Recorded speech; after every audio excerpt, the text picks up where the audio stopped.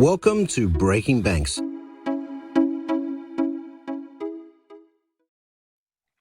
Welcome to Breaking Banks. This is going to be an absolute epic show.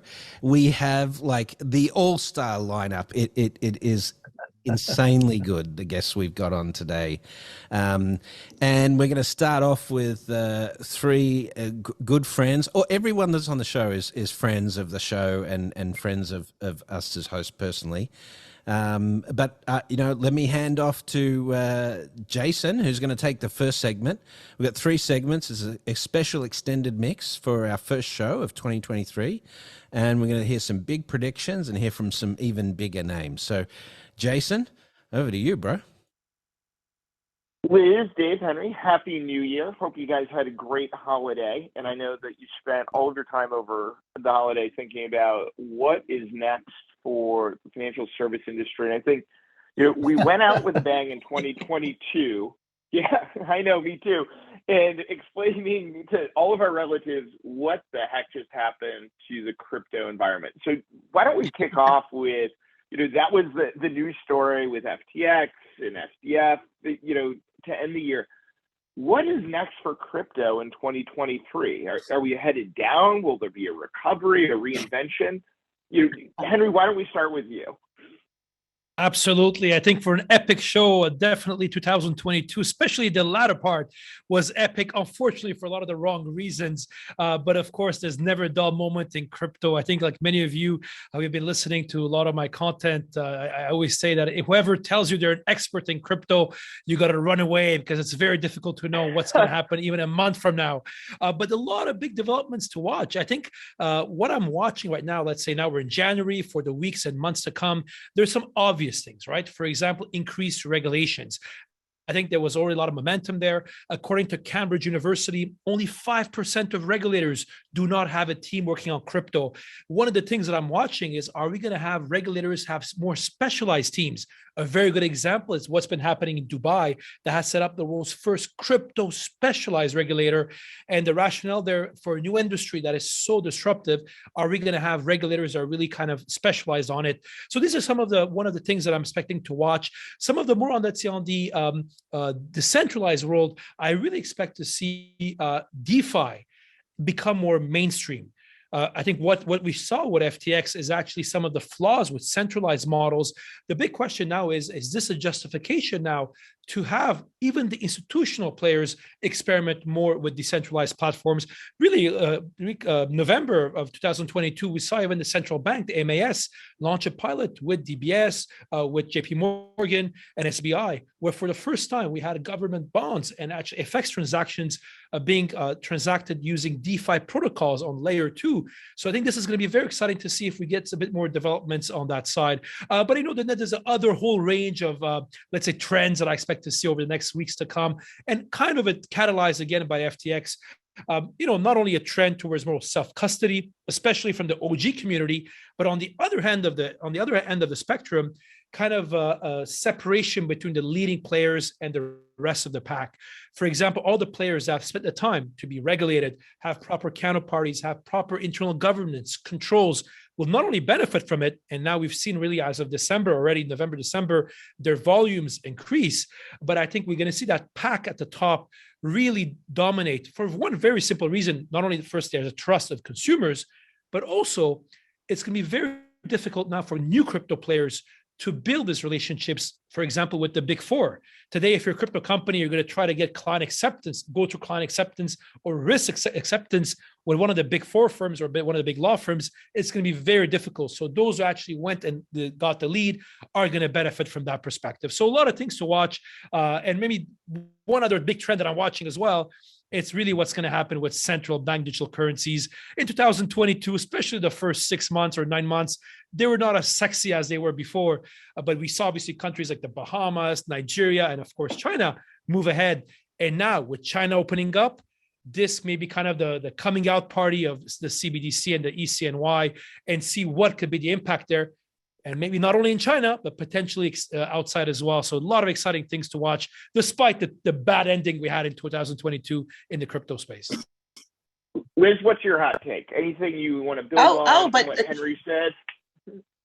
Go for it. Yeah, I am coming before Dave here, so he's just gonna have to sit tight, so he can talk about crypto. I mean, it's interesting. I sat down recently with Richard Brown of R3, and he's going to be in the Banker's January issue, and he talked about that crypto and blockchain in that world and decentralized finance is now entering an era where people are having critical thinking, and they're actually looking at experiments, and I kind of look at that as a maturing of the industry, which I think is a good thing. I mean, crypto has always kind of suffered from this weird hype entourage of there are a few, very smart people, very interesting people playing around with currencies and with chains, and then a whole group of people that you just wouldn't want to live next door to. And so I think kind of with big sort of soap operas like FTX, I don't think it's a bad thing that bad players are being washed away so that we can look at enterprise blockchain. We can look at, we're having, interoperability between different chains. I think HSBC and Wells Fargo recently did an experiment on that, and sort of really looking how it can create innovation in the industry and not just make a few crypto bros rich, which is never a good goal, I think, for any sort of technology or innovation. So that wasn't the outcome we were looking for, is a couple crypto bros get exceedingly rich and are able to do massive embezzlement on a scale never seen before. Yeah, no, I don't think anyone would. I don't think that that's a goal that makes the industry, society, in the world a better place. I want to see, but payments that are frictionless. I want to see a trust network that actually works in a decentralized way. These are things that make the industry better, not a few people that can buy Lamborghinis. Yeah.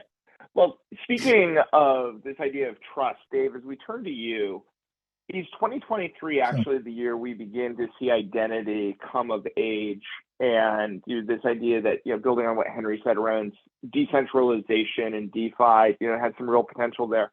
What's up for identity in the coming year?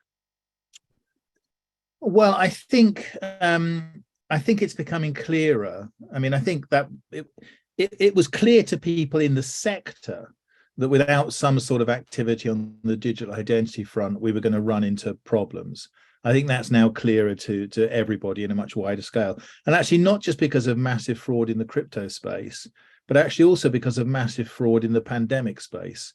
The fallout from the fraud that went on through because, the pandemic loans and pandemic support has also kind of highlighted this issue in the mainstream. So I think it isn't just because of crypto it's going to happen, but obviously it's going to help in the crypto space. Although you do have to say, depends, and I hate to be annoying about this sort of thing, but it depends what you mean by crypto.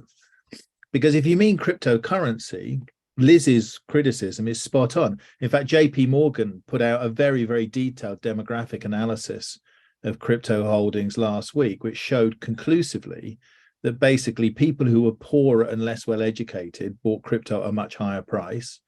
The distribution of gains has gone predominantly to basically rich old men, and it's younger people that have lost out. And actually, I would say actually the extent to which crypto was projected into minority and excluded communities as a sort of viable financial strategy was absolutely outrageous. And I think we haven't seen the end of that yet. We haven't even seen the start of the lawsuits that are going to come from people who were persuaded to put crypto into their 401ks and stuff like that. So cryptocurrency, but if you by crypto you mean tokens and DeFi, I'm much more bullish. And I agree with what David Solomon said the other day, the guy that runs Goldman Sachs. He knows about banking and stuff. And he said, well, look, we're going to use these technologies to construct a more transparent financial sector, and I agree with that sentiment very strongly. In fact, actually, Richard Brown and I co-authored a paper a few years ago, actually, about the use of the new technology to provide transparency. We called it ambient accountability. The idea that you could construct these environments where trades could take place, where you didn't have to have auditors and people coming in expecting it and so on. And Solomon made the same point. So I'm much more bullish on the sort of tokens and stuff. To the point about to the point directly about identity, I'm not sure I'm in favor. I don't know what Henry thinks about this, but the idea that we should have special regulation about crypto, I'm not sure. I mean, you know, people like Sam Bankman-Fried, you know, should be aggressively prosecuted under existing fraud laws. You don't need special laws for this sort of thing. That's not obvious at all. So I don't know also about good to have a that CFO kind of for thing. your company, apparently. Yeah, I mean, you know, there are rules about how, but crypto has a particular problem because it hasn't got any digital identity embedded in it.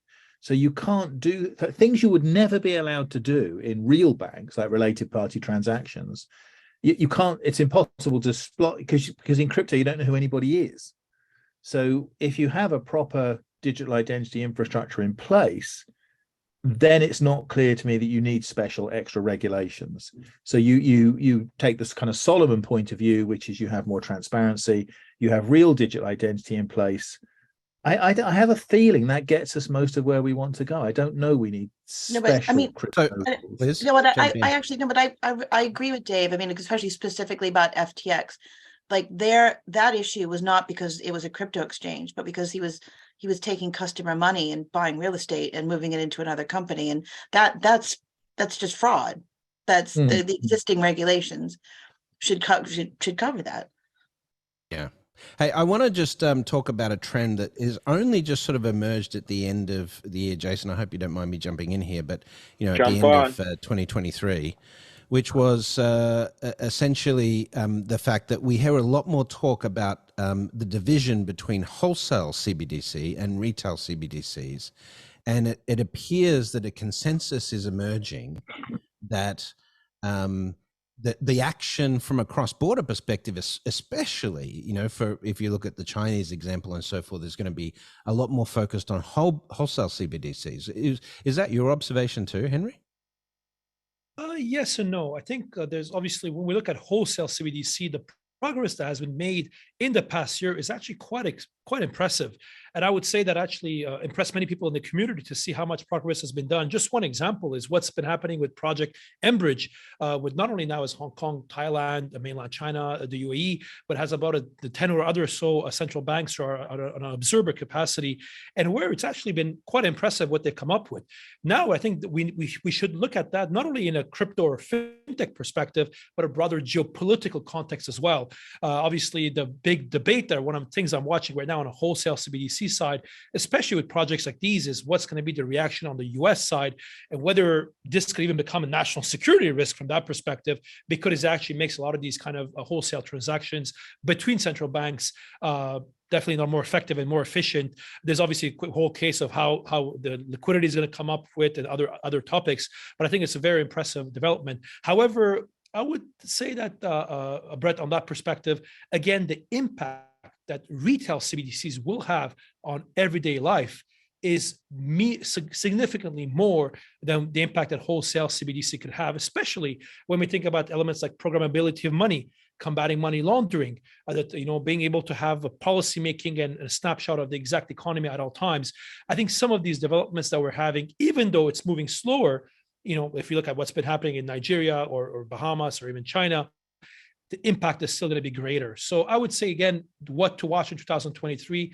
Wholesale is very interesting with some of these projects, but I still have my eyes on what's happening on the retail side because of its potential impact on not only crypto, but also the future of finance. Although I want to tease that out, and Liz, I'm going to take this over to you. When we talk about, you know, what we'll call the retail piece of crypto, the impacts that Henry outlined, you know, are largely kind of back office things rather than kind of the active trading. Do you think kind of this retail, the crypto bro mentality of, you know, the new kind of asset class to be trading, is that going to fade into the background, or are we going to see a resurgence there? I'm hoping it fades into the background. I mean, I just you know what Dave Birch was talking about earlier with the, you know, any casino needs dumb money, and we saw before the winter happened, there was this real marketing push to get dumb money put into the system to create liquidity, and that's fucking awful. And I would love to see it just that die down. Yeah, I mean, but looking at on the wholesale side, looking at central bank digital currencies for cross-border, while most banks are going through their whole ISO 20022 migration right at the moment, by the way, is I think much more interesting from a back office point of view than in terms of what's going on in the industry and making that a bit less expensive and quicker and cheaper. But no, I mean, no, I would happily see the back of the crypto casino hysteria, because I think it doesn't do the actual currency very, very good favors. I don't think it does the industry any good. I think sorry. Go for it. Nope. I was going to say, I mean, the back office isn't sexy, but it is kind of important. The reason why they want these wholesale CBDCs is because they want to do decentralized finance and on-chain trading, and you can't do that with bank accounts. You have to have an on-chain token that you can use, and wholesale CBDC, like they're doing with Finality in the UK, makes a lot of sense. So I agree. It's not, but it's really important, because if you take a few percent off of those costs, it's a really big deal for the. And similarly, actually, I agree with Liz's point about going over to 222. Opening up the possibility of some database value-added services is also more important than CBDC in that context. I was just in an argument. Actually, I'm modeling myself on Elon Musk now, because I'm spending all my time making stupid arguments on Twitter instead of doing anything useful.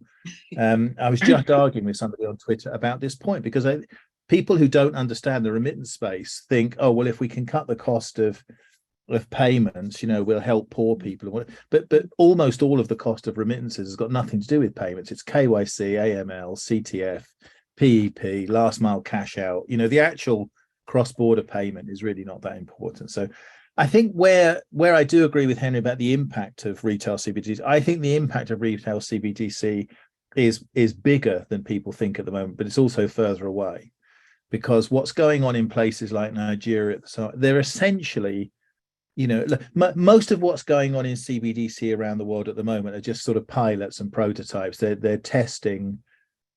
Well, actually, they're testing the billing systems of management consultants, as far as I can tell. I'm not sure if it's helpful beyond that. Real CBDC is some way off. And that's because if you're the Fed, if you're the Bank of England, if you're the European Central Bank, establishing what the requirements for this CBDC are is really, really complicated. You have to get civil society. You have to have all of the stakeholders. Like, no one actually knows what a digital euro should do. So designing one right now doesn't really make any sense. And in order to get the engagement from civil society, remember, this is a huge thing. This is a once in a few generations. We're going to replace cash with digital cash. We have to get it right. It's really important. And without engaging all of the stakeholders and making sure that we understand exactly what it's supposed to do, how it's supposed to work, the Bank of England are saying this is probably 5 years away. I agree with them. When it does come, Henri's right. I mean, the implications are going to be significant. I'd also say, actually, there's one area where some of the work I've been involved in has highlighted. So people talk about retail and wholesale CBDC, but there's another category of CBDC which you might call industrial or machine CBDC. The German Banking Association response to the digital euro consultation was quite strong on this. One of the volume uses for CBDC isn't going to be anything to do with wallets and shops and people. It's going to be machine to machine. It's going to be these industrial supply chain reconfigurations, and that's going to be huge as well. So I'm really, I think CBDC is fantastic. It's really disruptive. But it's further away than you think, because it's harder than you think to establish what it should do.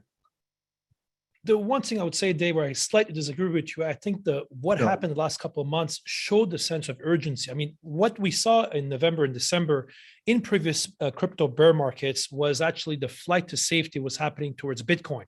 And we often saw Bitcoin's dominance in crypto markets go up to 70, 75%. What's been remarkable here in November and December is that Bitcoin's dominance stayed at 40%. And where that flight to safety occurred was on US dollar stable coins. I mean, really, we saw about we're now even 140, $150 billion of assets in stable coins. So, and this money is going to stay in the crypto ecosystem, and people are using it. I would argue, when you were saying earlier that actually it's all old man making money, I would argue actually there are now a lot of practical use cases of we're seeing people use stable coins, not only, by the way, in countries like Turkey, Argentina, others, but actually in more holistically in remittances, other places. Yeah, I didn't say So people weren't using it. I said the people that made money off it.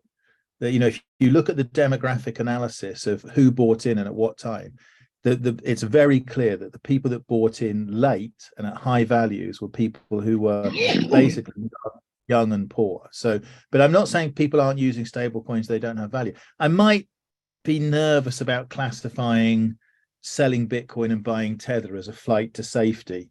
I think we may think of some other words for that in the future, but not Tether. But yeah, but let's say right. USDC People has are been using where we stablecoins. saw a trend. Absolutely, we saw definitely trend towards like the regulated stable coins have seen a significant increase from that perspective as well. And I would say, from the issue of that's old white people or old people making money, I would argue the same also with traditional finance, right? That with how we define accredited investors today, how we define professional investors, there is that automatic barrier to access of wealth, even with real estate, where the average, let's say my average student at university is never going to be able to afford an apartment or be able to access a lot of these financial products, as we know. And crypto kind of gave them the opportunity there. Oh, No, but it didn't. But it didn't. That's the point. It was sold to them as an opportunity to get financial security, but it never was. It was like it's like telling me that putting £5 on Phil Foden first to score in the game against France is a path to financial security.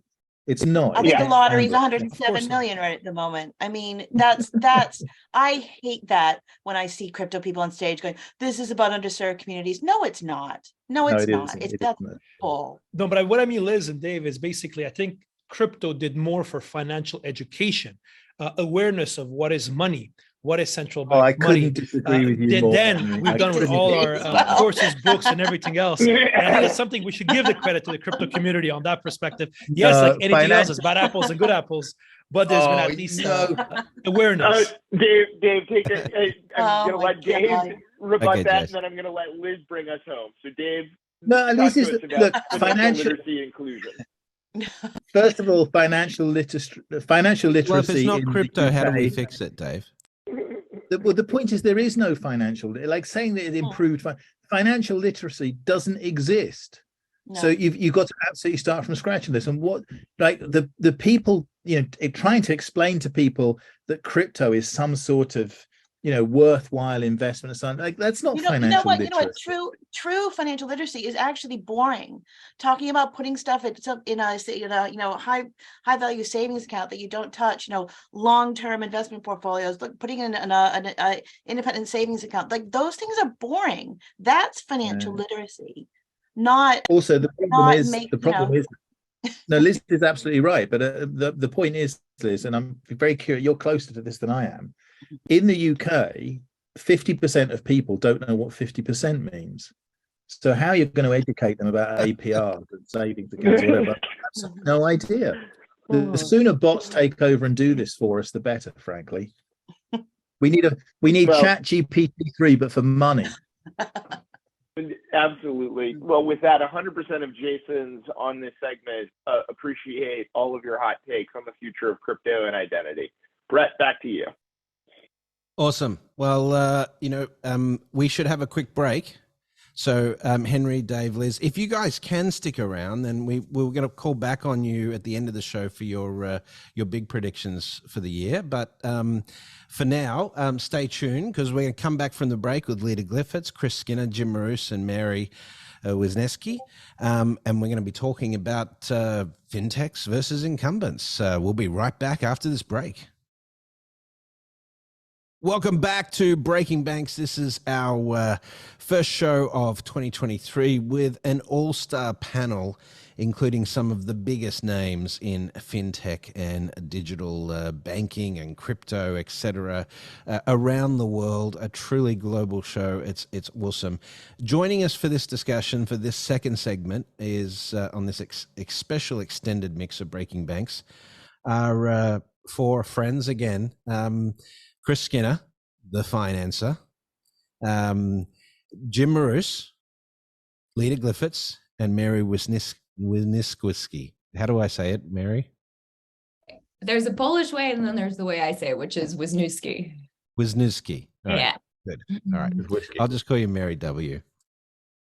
But okay, so the question that I get asked every time I do a conference, about fintechs is, when are they going to be profitable, right?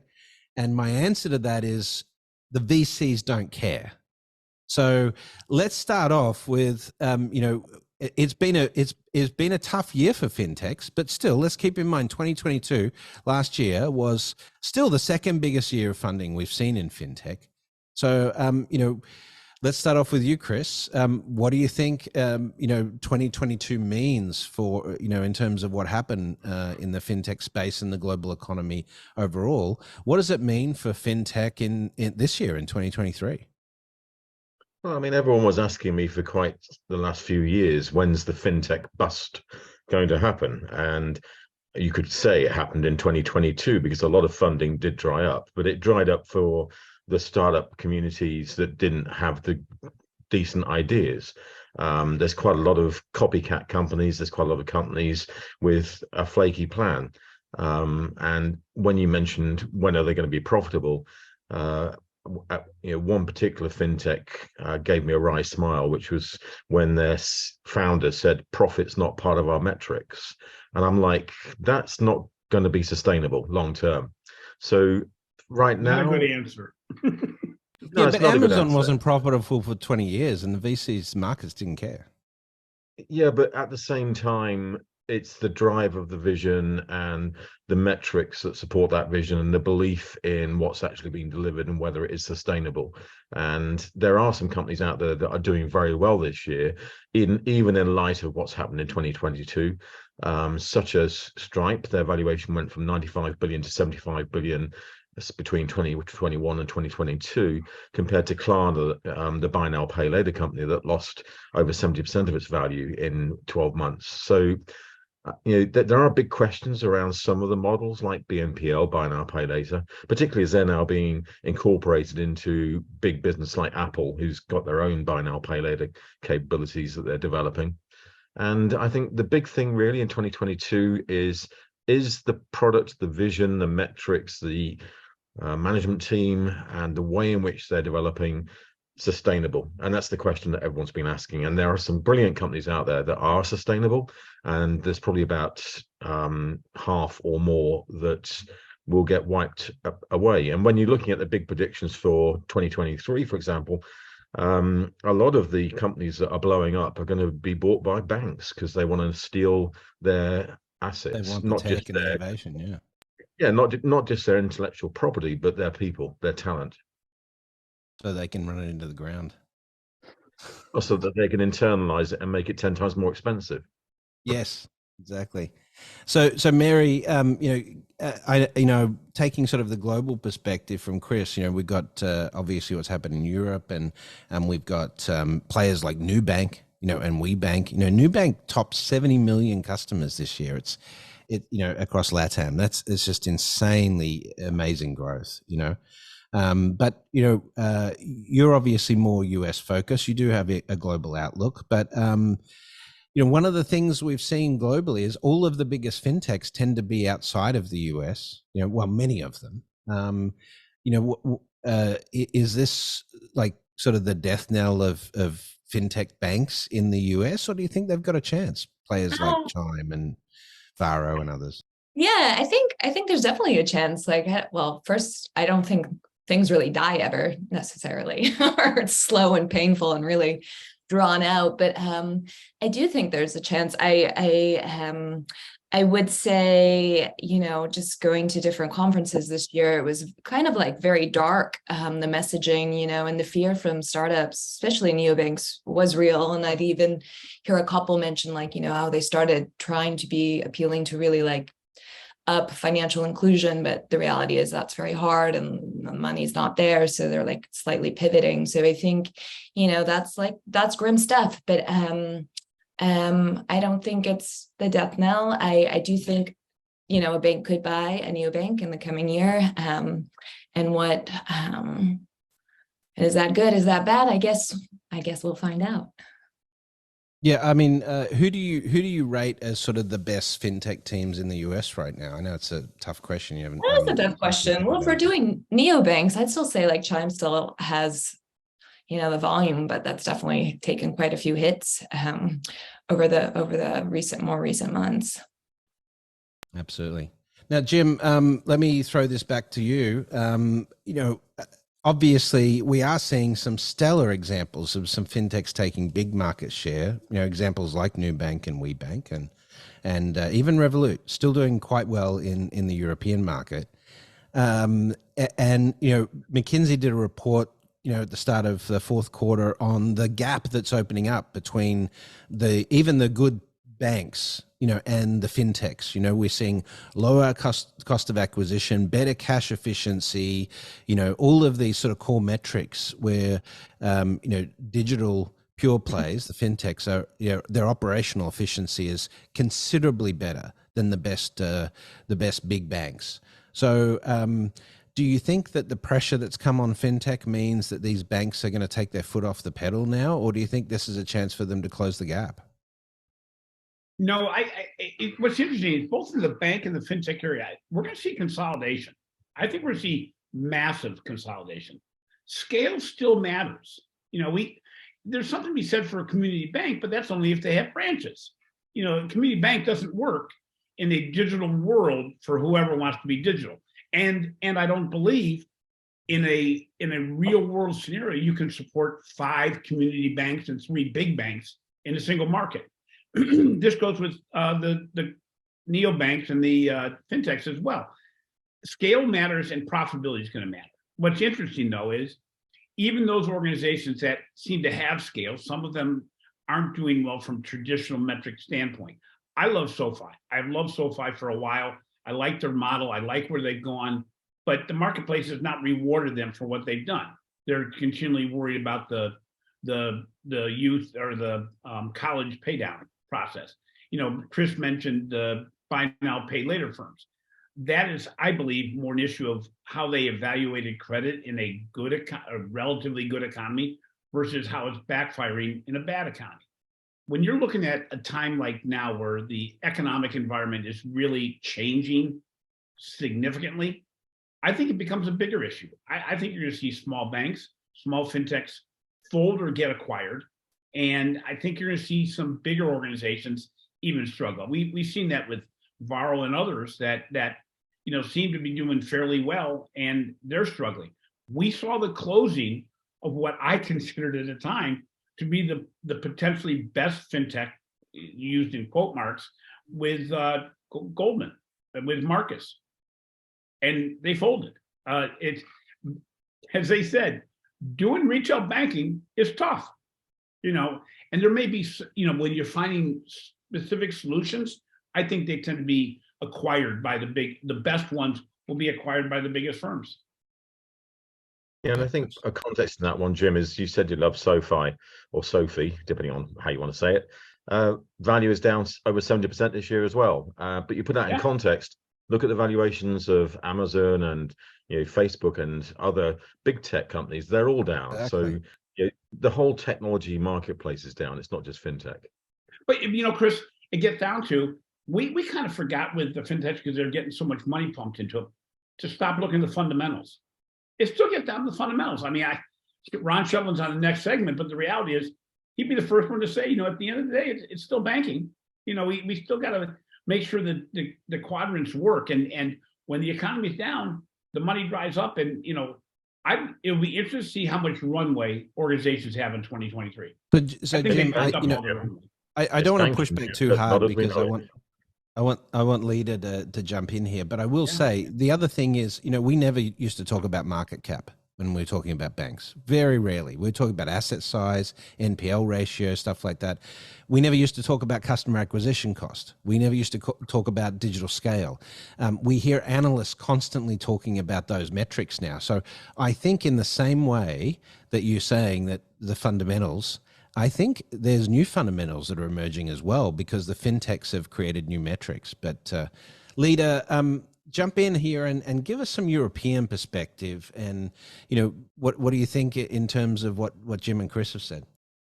I must admit that it all feels very real, and I agree with a lot of it. Obviously, the color from the trenches is that we're still spending last year's money on the fintech side of things. VCs are mostly sitting on their hands, and as was sort of hinted earlier, the entities that are getting money now, because not everyone has stopped investing, are either more mature, the risk is lower, they're committed investments, but at slightly down valuation, and all of this is part of the game. I do think that we are going to see a very different funding landscape in the first half of next year, and I'm not sure that's a bad thing necessarily, because you all said it, VCs didn't care about the first half of this year, 2023, right? That's the one. And actually potentially beyond that, right? We have no idea how long this will last, but I think the critical piece there is the tens, right? VCs didn't care about profitability, but I do believe that we're going to start seeing VCs caring about profitability, and the metrics that we're asked to look at will start shifting for many reasons. And one is that I don't think we will see the pumping of cash that we have seen before come back anytime soon.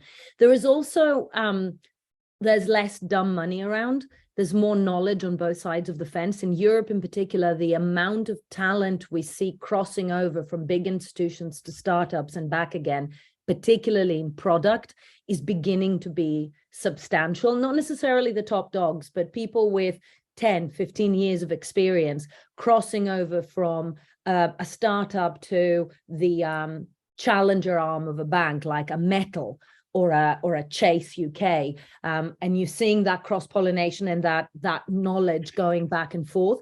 I think we're also seeing some very, very interesting moves. Obviously, Chase UK is telling a very, very different story about challengers in the UK. JP Morgan Chase acquiring 50% of Viva Wallet in Europe is changing the landscape. And we're also seeing some younger companies in Europe riding the moment in time. And I think that's a very, very good thing to add here. There's a company that I know well and I'm a big fan of called Flagstone IM, all about cash platforms. This is their moment. They're going gangbusters all of a sudden. Similarly, one bank capitalizing on the closures of branches are bringing a footprint together to solve a problem differently. So I think we're going to see, as the money begins to dry out, and it will for the best part of the year ahead of us, we will see the most creative companies, no matter how early they are in their journey, going, you know what, there's a problem here and I can solve it. And yeah, Chris, I want to ask you about, sorry, go ahead, man.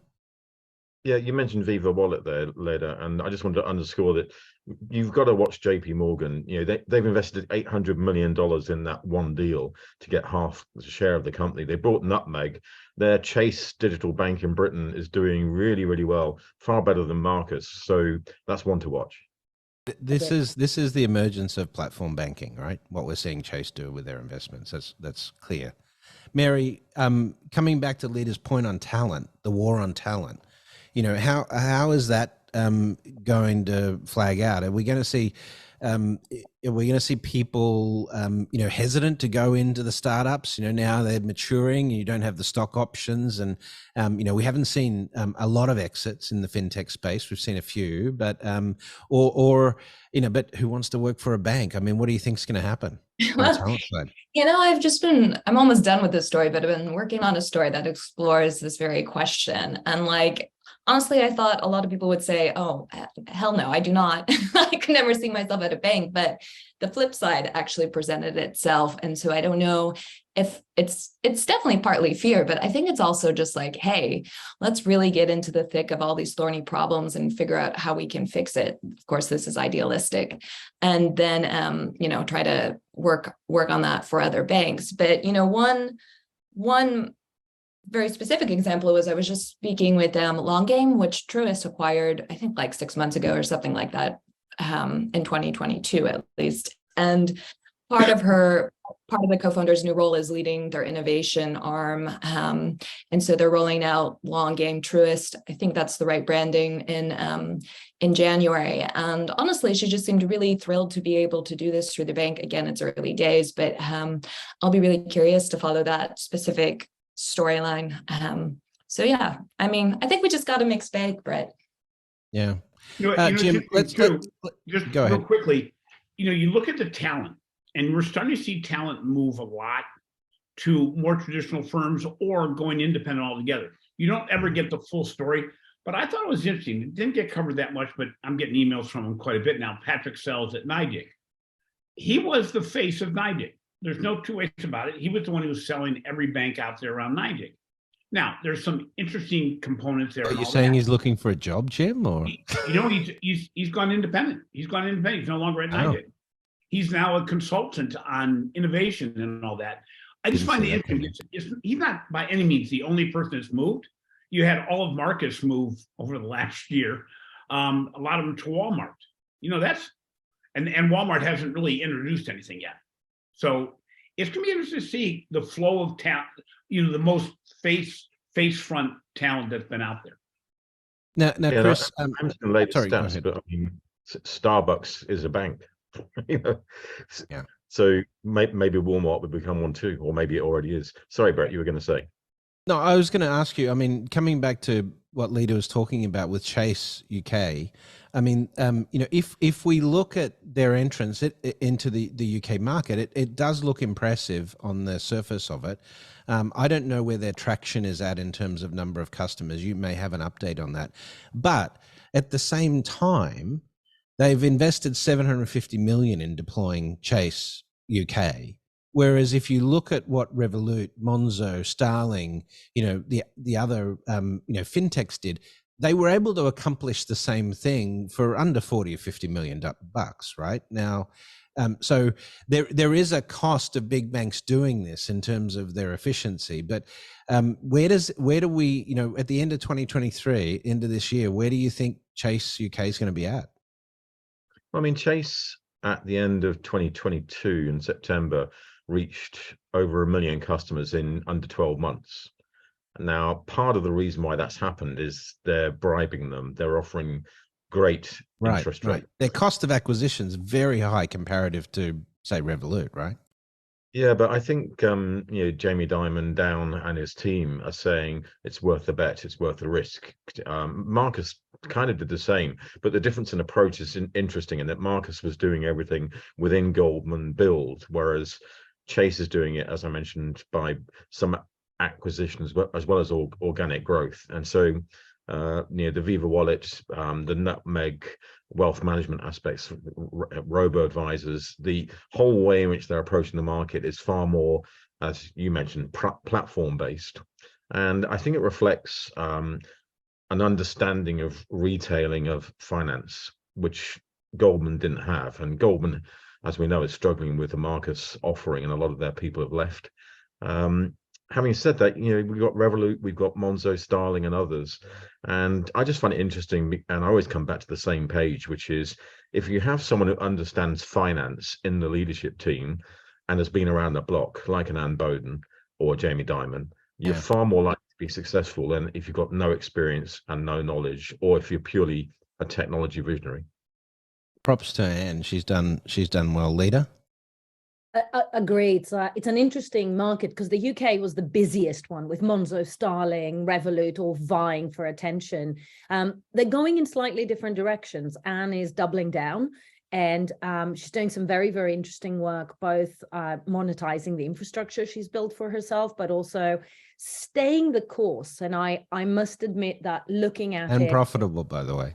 You can say to every detractor, she said she was going to do it. She has not been deterred. And you could actually say that the biggest challenge with Revolut is that either succumbing to VC pressures or going with the hype, they've tried so many different things. The reality is it's the crypto angle that has been the most profitable. There is a world where they double down on that. They're doing some very, very interesting work, playing with new geographies and treating those geographies as startups and shutting them down if they don't work. The one that I must admit I'm seeing falling a little bit behind is Monzo. It was the I golden child in so many ways, and it has fallen behind a little bit. I could make a comment here, but I'll be interested in your view, Leda, in that the FCA hasn't given Revolut a banking license. Why? I do. Well, we don't have an official view, but I would be very shocked if their crypto activity didn't have a lot to do with it.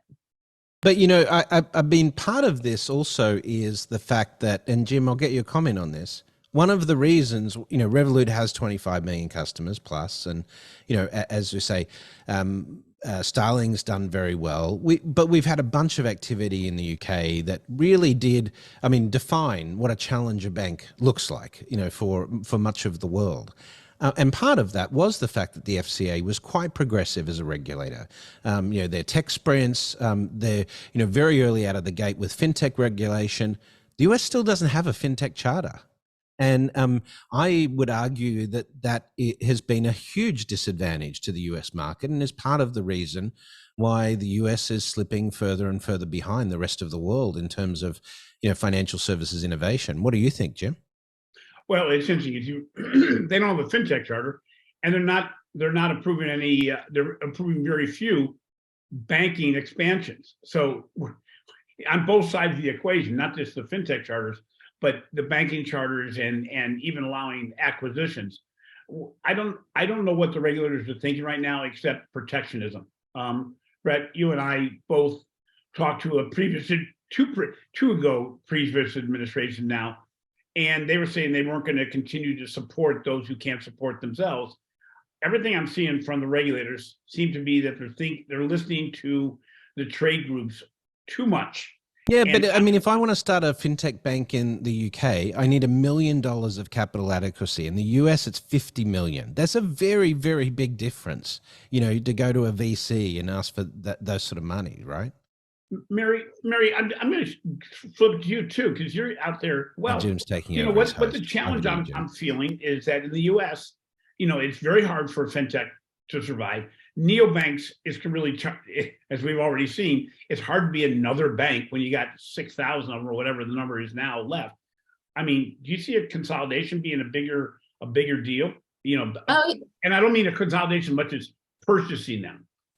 Yeah, I do. I think, I mean, but there's a limit to that, because like how much, like you need enough money. And I think I was just talking to someone who thought like, no, there would be no one in the US who could afford Chime, and they meant also Chase there. So I think, you know, there's barriers here, but I do think, you know, these companies will be bought more, certainly not a lot of them, but a few more of them. And yeah, I don't know. It's going to be a curious shakeout in the coming months and probably a year, for sure. I find it interesting that none of you have talked about Nubank or WeBank, and yet they're phenomenally successful. I mean, you know, where do you think Nubank's going to go, Chris? You've had a bit of experience with them, and Leda, you can jump in too. Well, I mean, it's still my favorite quote, which is, if banks are Darth Vader, then credit cards are the Death Star, which is what the founders of Nubank said when they launched in 2017. Love it. And, you know, I'm saying they launched in 2017. You just said they've got over 70 million customers. That's in 5 years. And the reason being is that credit cards were the soft underbelly of the Brazilian market, which they attacked because they were very expensive, something like $20 a month, I think, for the fees on cards typically, to actually just have a card. And they brought that down to $5. And that really created their model that then was interesting, because the Brazilian regulators were saying, we're not going to allow fintech and new banks to come into the Brazilian markets. But then they saw the success of what they did with the card offer, and they gave them a banking license. And now they've gone into Mexico and Colombia, and they're moving into other markets, Argentina, across the South Americas, and maybe eventually the world. And I think this is part of the point that is interesting for me, and I know that Leda's got a view on this as well, is that the regulators are learning on the job. You know, they're learning fast too, and they're changing fast too. And then, you know, with most of the regulators that I've met over the years in the first half of the last decade were very, very averse to the risks of anything to do with new entrants coming into their markets. Yet now they're actually actively supporting a lot of competition and opening doors to them. And I think that's been a big turnaround. And this year, you know, 2023 onwards, I think we'll see a lot more of that as well. Well, remember that regulators, especially in the US, I consider to be the oldest bankers. So basically, they all worked in banks at some previous point. So they're the oldest, most stodgy bankers. Elsewhere in the world, these are usually not bankers. These are people that are trying to make, inclusion more of a big issue. New Bank is benefiting because they're going to all the countries where the people did not trust banks. So basically, they became a provider of services. Well, there's also a bit of the regulatory competitive angle, where regulators, in those markets saw what Brazil was doing, and then they had to respond, and Nubank gave them a chance for that. So, Leda, what do you think about all of this in terms of where we're going this year? I think that what we have seen in Europe and in select regulatory clusters like Singapore or Australia is that the regulators who entered the dance first, as you pointed out, Brett, the ones that were willing to open the doors to higher degrees of competition from fintech, have been on an accelerated learning curve that just cannot be matched without that interaction with the fintech world. We're seeing that they're leading lights in open finance and in portability of those rules. We're seeing that they're thinking about technology much more thoughtfully. You're seeing material suppliers being part of the conversations with regulators in a way that they're not in the less mature environments, because the regulators don't understand the technology in as big a detail. You're seeing roundtable discussions around scalability and stability on the cloud being led by the regulator, who are on a constant learning curve with different players around the room. I think it's not an overstatement to say that a lot of the innovation we're seeing at a market level and the business models that are succeeding in places like Singapore, Australia, and the European Economic Area are to a very large extent driven by a regulator who's really enjoying their learning curve. Yeah. And the regulators that are not on that learning curve cannot actually catch up other than through sort of cross-pollination, regulator to regulator. But until you open the room up to the people who are living and breathing this and doing it every day, the regulator remains, as Jim says, a little more stodgy. US Fed, I hope you're listening. All right. Well, we got to go to break, Jim. Right? We got to go to break. Adrian, in New York, we even have state differences. She's much more progressive than any of her peers. Yeah, but she's finding it tough in the environment with. Yeah, but anyway, so just before we go to break, Chris and Mary, what are you guys? You guys have launched something new for 2023. Well, actually, you launched it last year, but what's happening? It's just moving along. We've got a weekly quiz show, which is just humorous. It's not meant to be serious like your show, Brett. It's called FinTech Uncut, FU for short. I'm the wise guy and Mary's the judge. We wanted to call her the dominator, but for some reason, Mary, you didn't like that. We can always upgrade. Your follower level go way up though, but that's just something different. Oh God. I'm already afraid of this year then. So check it out, the FinTech Quiz Show with Chris and Mary. All right, we're going to take a quick break. After the break, JP is going to bring us home with Ron Shevlin, Paolo Sironi, and maybe a couple of you guys, if you can stick around, we'll join into that conversation as well. You're listening to Breaking Banks. It's the first show of the year, the big 2023 predictions. We'll be right back after this break. Well, welcome back. A lot of what we've heard so far in our discussion includes some of the structural differences between mature and developing markets. When we look forward and we want to make forecasts, we have to look at headwinds, we have to look at tailwinds, and we need to look at catalysts. What are the things that will actually drive change as we look forward into this new year? So, Ron, I'm curious from your perspective, as you look out there, what are the innovations that are going to drive the most change? Thanks, JP. I think as I kind of look at it, I think of it kind of in a very bifurcated way. One, looking at it from a strategy perspective and what will drive some of the technology changes. And then the other view being sort of what are the fundamental technologies that banks will make better use of. So I think on the first view, I think that especially in the US, and I do think that this is somewhat global in nature, but I have to admit to being very US centric on this, is a fundamental dichotomy between the embedded finance and embedded fintech strategies. There are a lot of talk this year about embedded finance, providing financial services to fintechs and other non-financial firms. But I think for all the hype, we're only looking at a relatively small number of banks who are going to be able to do that. And the alternative being what I would think of as an embedded fintech strategy, embedding products and services from third parties, in particular fintechs, into their product offerings and strategies. So that is going to require a lot more emphasis on the part of banks and credit unions. More, I guess you'd call it open banking, although I kind of hate that term, but a real focus on integration, maybe not development of APIs, but assessment of APIs, third-party APIs, open APIs, to better integrate those things. And then the second piece, the second view in terms of the technology, and I'm building on some recent Twitter conversations that I know Brett was involved with around chat, as I think we're going to really see for the remainder of 2023, a huge emphasis on the part of a lot of mid-sized banks and credit unions on embedding AI, conversational AI technologies and tools.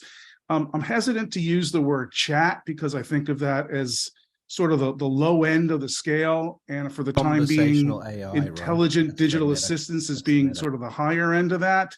But I do think there's a journey towards the intelligent digital assistant is a lot more than just providing advice to clients. I think it's about operational improvement, efficiency, cost reduction, and internal operational stuff. So I think that's kind of at a high level, kind of what I'm seeing for 2023, the embedded fintech movement and the chatbot journey.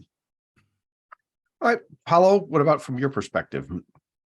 Well, I can summarize, first of all, the concept with a simple sentence. Macro is back, and it's not going to be the solution. And Macro is back. Expectation is part of the solution, but it adds systemic risks. Now, let's get back a little bit in time to 2019. I like to make one of the most favorite sports of all, blame the central bankers. But this time I do it for good. 2 weeks before Mario Draghi left office at the European Central Bank, he was asked by a journalist if negative interest rates, let's say non-conventional monetary policies, would create the next financial crisis. And what Mario Draghi said was that, of course, banks love positive interest rates, right? Because they can get more net interest margins. But he said the real problem is that the business model of banks needs to be adjusted to the digitalization of financial services to move out of the conundrum. So he said that don't wait for different macroeconomic conditions.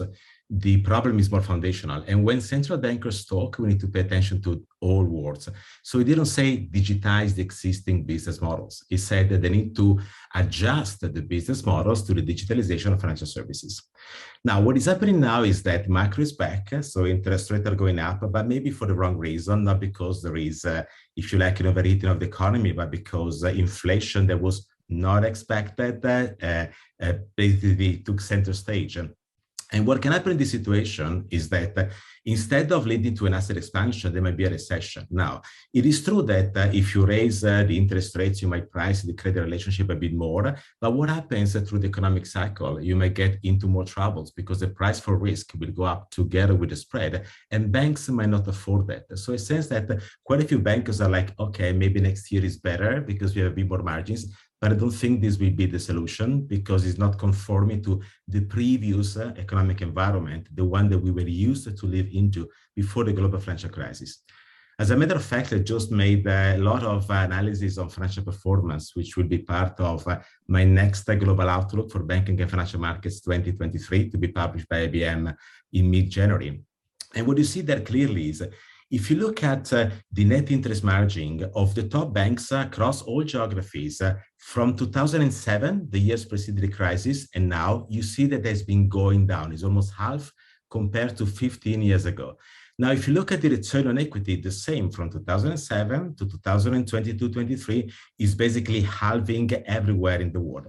But at the same time, the cost-income ratio remained pretty sticky, very high. In some places, like in core Europe, even went up from 2007 to 2020-22. So now, if you think about the impact of inflation, there will be higher cost for banks. There will be higher cost for pricing the risk because of potential new defaults. That means that the return on equity will be always challenged, and the cost might even go up. Instead of and I think it's even more than that too, because the cost of capital in general is going up, and most of them aren't really earning a return on capital. Ron, when you look across the traditional financial services industry, as Paolo says, macro is back. Is that going to be a headwind or a tailwind this year? I don't know. That's a good question. I don't know that the bankers kind of look at it that way. You know, I think there's two ways they kind of look at it. One is looking at, you know, what are the immediate economic considerations? And for that, I definitely think there's a headwind, no question about it, from an economic perspective, especially in the US. But from a more broader trends perspective than technological change, I think those are tailwinds that are pushing them in towards, you know, greater innovation. So I think there's both, and I'm not sure about the macro concept of it, but sorry about that, Paolo. You're just too smart for me. Look, the future is open, so nobody knows. But the point is that this will not be a relief for bankers, even though they might hope for that. So still, they need to double down in innovation because the outlook is very complex for them. And that leads us into the second problem, the systemic risk. Now, in the past, systemic crises were primarily financial crises. Think about opacity around subprime issues or the fancy valuations of companies in the dot-com era. But this time around, the next systemic crisis may be operational. And when it is operational, it's about technology. And the reason is because the world and also banking became more open, and the cloud innovation not done right may expose new weaknesses and vulnerabilities. So it's very important for banks to reflect even on the basics of innovation inside their systems, because cyber resilience is a must that cannot be postponed, as the next crisis could be different from the one of the past. Yeah, Leda, I think you have some thoughts on this. How do you react to what Paolo's talking about systemic risk? I agree. It scares me a little bit. And Paolo, you deliver it with so much warmth, but it's such a scary outlook of what's ahead of us. And I agree with you fully. The one thing that gives me a little bit of optimism is that the innovation you rightly point out is needed more than ever, is resting on tools and technologies that we've been proving out for the last 10, 15 years. And particularly on the banking side of the world, we've made our lives more difficult than they needed to be by proving and testing, sometimes to buy ourselves time. But 10, 15 years in, there is no technology that is in the toolkit of either the scaling fintechs or the more ambitious banks right now that is new. So at least that component allows for a bit of speeding up. Now, do we have the courage to do what we know is needed? I think the big piece that's missing in everything we've talked about is that the biggest challenge for the established institutions globally has been a lack of courage. There is a moment right now with everything that's going on and the outlook for the year ahead being difficult, where actually the big institutions could go, my scale, my size, and my coffers are the biggest strength I have compared to all the others. The technology is tested and ready for me to use. Now is my time. If you have the right leadership in some big organizations, this is the absolute moment to shine, whether we see it happening. By the way, technology is about people, because it's about how you use it, right? So it's changing the operating model around technology that would deliver the difference. And that's absolutely difficult to achieve, but it's fundamental. You know, it's interesting. We just finished a study on innovation, and I get the feeling that while the priorities of what they say they want to innovate around, customer experience, all this, I believe now that it's much less of a typical, I want to say that because it makes me feel good, than actually investing in it. I'm seeing a whole lot more investment in data analytics and AI than we said before. People are saying it, but now they're actually doing it. I think we're also seeing that it's been proven out, to Leda's point about proving out the metrics. I think we're finding that organizations are starting to feel pain around not providing the great experience / engagement. Therefore, there's more innovation being done in that area. where in the past it was more talking the talk as opposed to walking the walk. But right now, organizations are seeing that, Ron's research shows these big organizations be disintermediated without them even knowing it. They haven't lost the accounts. They may even have the same level of balances, but these people are expanding the number of organizations they use, and that is causing innovation to happen to get that business back. I see more momentum around innovation, despite the fact that banks are still, to Paolo's point, they're still making money. I think the issue is still out there, though. But I think innovation, to Ron's point, reference to everybody else's point, is that the financials would say there's a headwind a headwind because you have less money to spend, but on the other hand, you have a tailwind because efficiencies and effectiveness and engagement are more important than ever. But I think that points out a huge dichotomy, and Leda kind of got at this, and Ron and Paolo both kind of spoke to this about, are we going to just make incremental change, or are we going to do something disruptive? And what I fear the most, maybe this gets into my hot take for our lightning round, but it's that when we're in times of crisis, you fall back on what the habits that you have or the training that you've been through.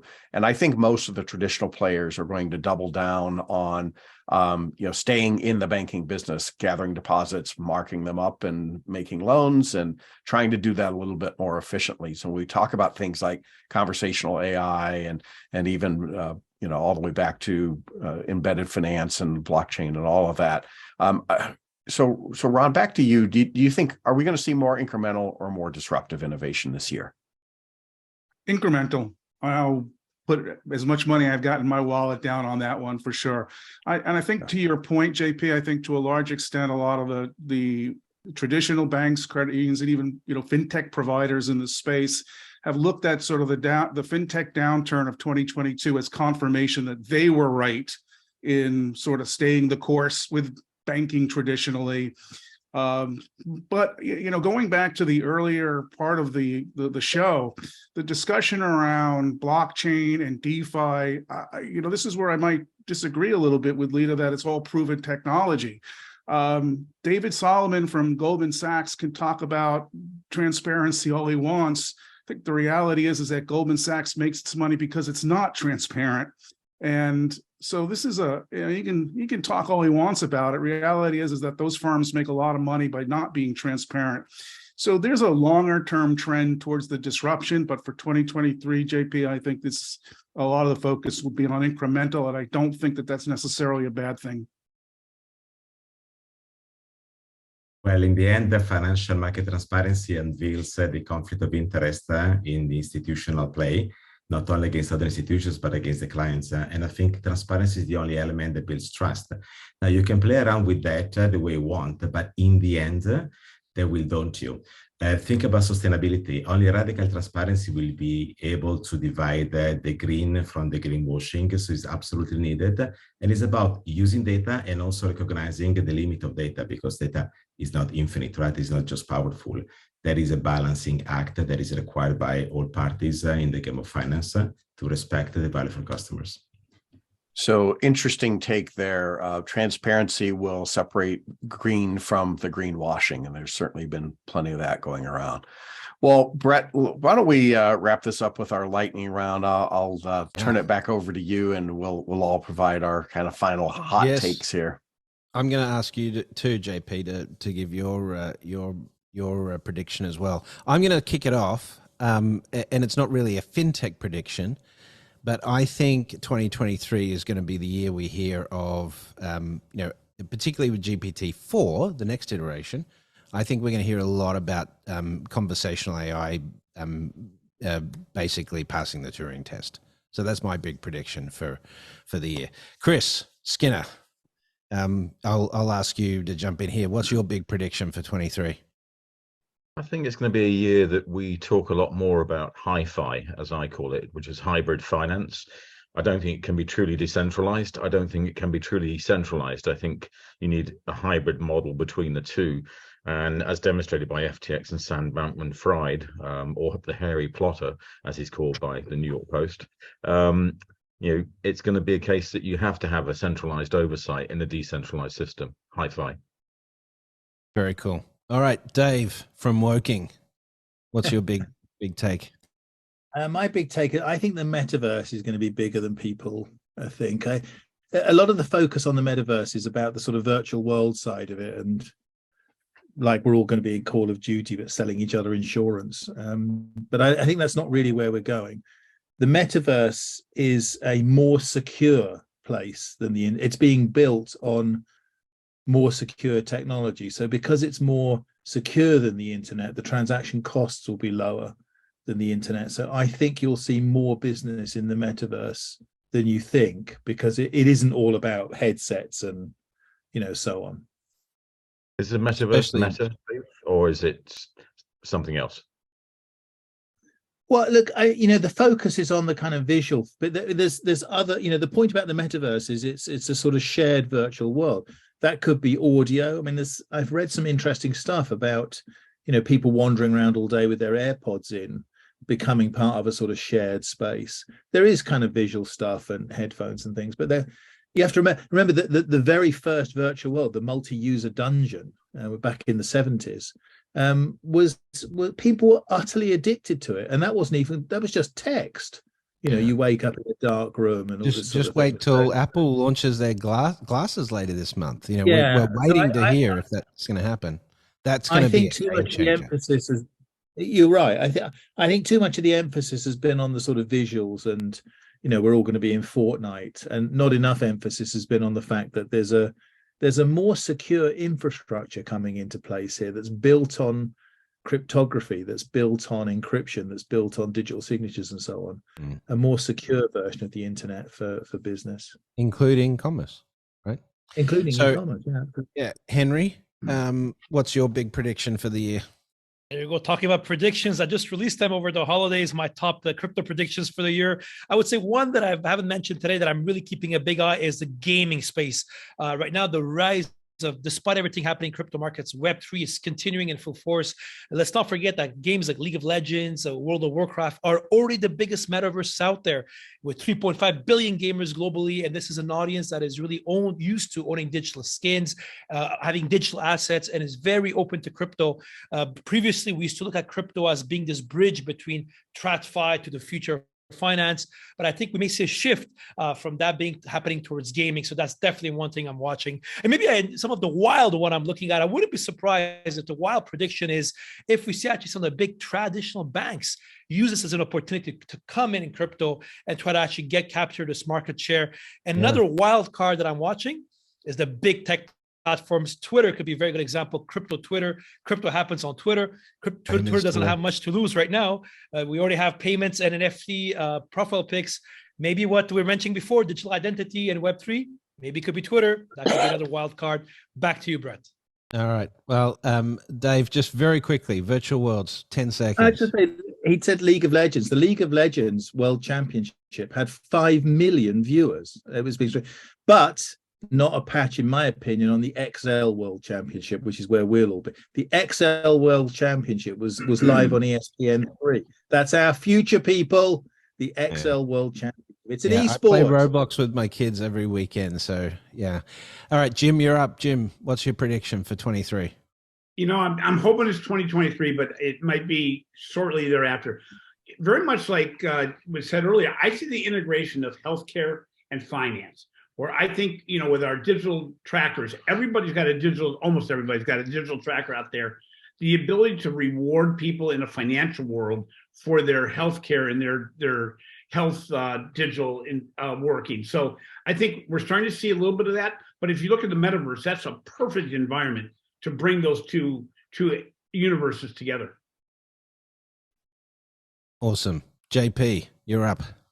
Well, I think we're entering an era of re-regulation. A couple of people talked about that, save for maybe 5 years coming out of the global financial crisis.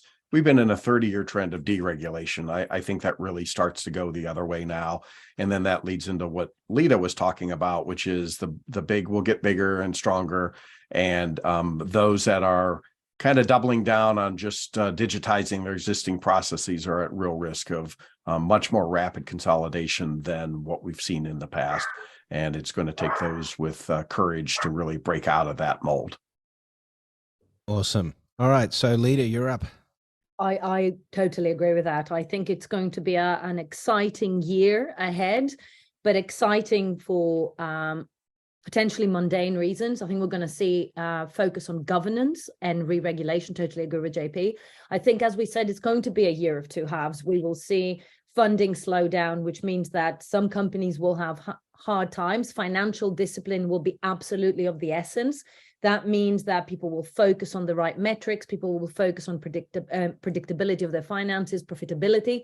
Moment in time and the maturity of a business will have a lot to do with whether people survive or need to be bought up. But we will see that financial discipline, which will hopefully bring a lot of focus. So as we're coming to this time next year, we might be seeing that energy coming back up. Yeah, absolutely. Liz, you're up. I absolutely hate predictions because sometimes it's a battle between what you want to So happen. call it a forecast instead. Right?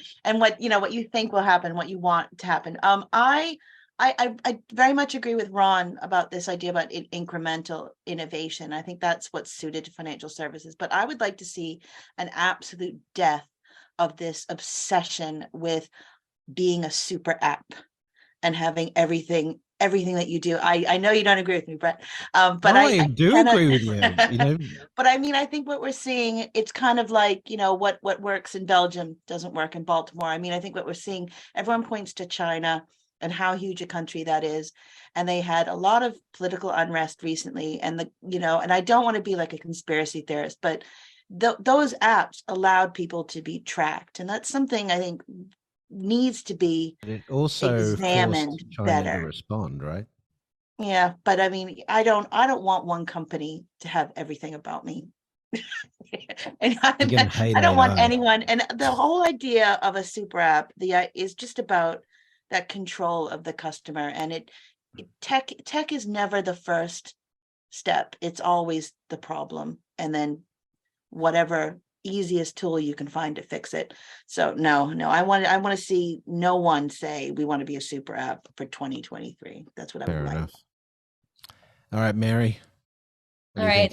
So I've been zoomed in on buy now, pay later. It's so popular here, getting more popular, and the economy is getting, dicier and dicier. And so I think it's going to give the rise to other products that are needed to be built in terms of money management, of ways to help the problem that this is now creating for people who are struggling with their everyday money. So that's one thing. And the other thing is a throwback to Finovate early days that was created around another financial crisis. And so I think we could see a really interesting live event pop up here in the next 12 months.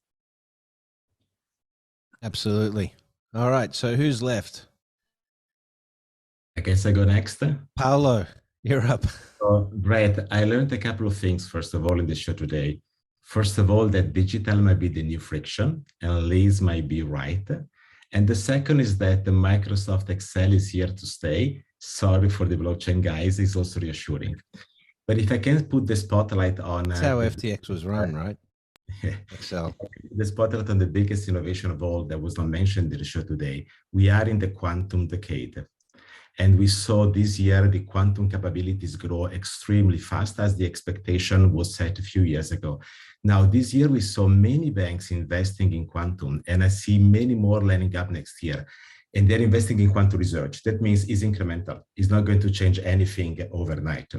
It's like if you think about cars and airplanes, you use the car to go somewhere, but you use the plane to go somewhere else, even further. And sometimes you need to mix and match the two. So banks are now learning what they could potentially do with quantum computing, investing in very interesting and applied research cases. So we'll hear more and more about that in the year to come. Perfect. Ron, bring us home. So my prediction's a bit mundane, but I predict that the U.S. Supreme Court will uphold the constitutionality of the CFPB, with Roberts and either Kavanaugh or Coney Barrett siding with the liberals on this one. Another blow to the banks who absolutely detest the CFPB. That's why it should stay, right? Anyway. Well, it's been a phenomenal show. I'm sad. It's coming to an end. But we've got, it's an extended mix, so we do have to wrap it up. Let me thank everyone that's been on the show. In alphabetical order, Chris Skinner, Dave Birch, Liz Lumley, Henri Arslanian, Jim Marous, JP Nicols, Leda Glyptis. I got Liz, Mary Wisniewski. Sorry. Paolo Sironi, Ron Shevlin, and of course my co-hosts JP Nicols and Jason Henrichs. I will say that a couple of quick shout outs. Don't forget to check out, was it Fintech Unplugged? Is that what you call it, Chris, Mary? Fintech Uncut. Fintech Uncut. Yeah, sorry. Sure. Leda, you've got your new book out in February. What's it called? It's called Bankers Like Us, and it will be available from the beginning of February. And then hopefully we'll get Branch Today Gone Tomorrow out as well, which we're collaborating on with Jim and Richard Turin. And Chris, you've got a new book coming out too, or just released, right? Yeah, it's the 5th in my series of Captain Cake and the Candy Crew, to sweetly go where no sweet has been before. There you go. And so, you may not know, but Chris, apart from being a world-class fintech and banking author, is also a celebrated author of children's literature. So multi-talented, but a Basically phenomenal the same cast. audience. Yeah, The same same audience. audience. Phenomenal cast today. I thank you all for an incredible show. I thank you all for being wonderful friends. And this has been a 10-year journey we've already been on. This is the 10th year of Breaking Banks. And so as the first show of our 10th year, this is only fitting to have such an awesome collection of amazing commentators and thought leaders in the space. I thank you all for joining us. That's it for Breaking Banks this week. We will, of course, be back next week with more Breaking Banks. Until then, we'll see you in the future. That's it for this week. If you like the show, make sure to give us a 5-star rating on your favorite podcast platform, or share it with a friend, or share it on social media. We'll see you again next week with more Breaking Banks.